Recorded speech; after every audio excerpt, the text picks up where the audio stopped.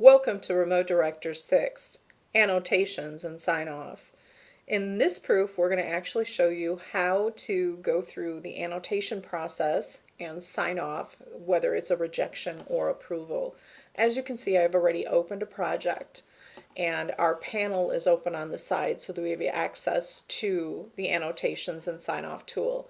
Again, you can hide this to maximize the screen and use the real estate that you have available to you, or you can lock it in position so you have it available. Our notepad is actually what we're going to click on in order to do our annotations, and as you see, when I pan over that, a tooltip pops up and tells me that that is my annotation panel. So I'm simply going to click on it.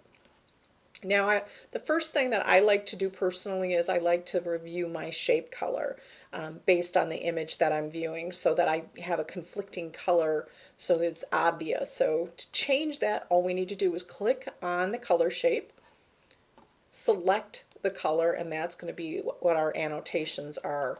So I'm going to click the plus to create my annotation. You can see it's me. I'm going to actually type my note here. And we're going to say remove remote director logo and add color bars. Now I'm going to actually use a push pin here, so I'm going to click on my push pin and I'm going to place it on my remote director logo. Or I can choose a marquee and do a click and drag over that. You'll see I have an X icon here. If I make a mistake, I can easily delete my marquees, or I can reposition them simply by clicking and dragging on it. Once I have my note done and my marquees in place, just going to say done, and that actually pushes that annotation to the server so that everyone else viewing this project has the ability to see it. I'm going to show you what the reply is in our annotations too. So for example, say this was an annotation from someone else on this project. I can hit the reply button and add a note to that same conversation. And you'll notice the minute I hit reply, it highlights the two annotations or marquees that are on the image for that specific annotation. And I'm just going to say, agreed. Now, this could be someone else that has to review this proof also, but what it does is it actually creates a conversation about a single annotation versus everybody making the same marquee and really cluttering up the images here. So that gives you ability to actually control the conversation.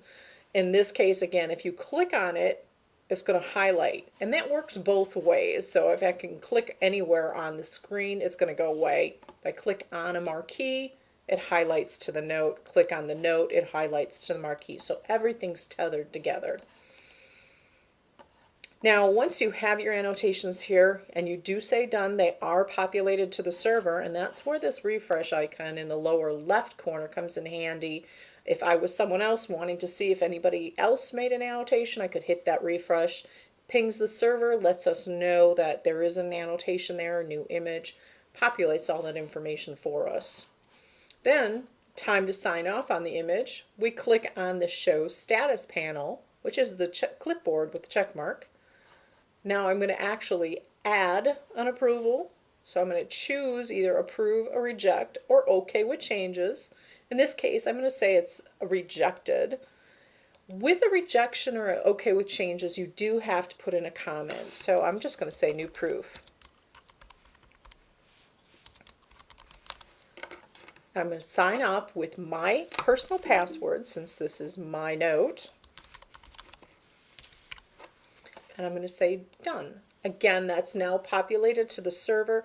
Anybody else that's viewing this can now see that I personally rejected this image and my process is now completed. What we'll do in your next video coming up is I'm going to show you how to compare first round corrections to a second round correction. Thanks for watching.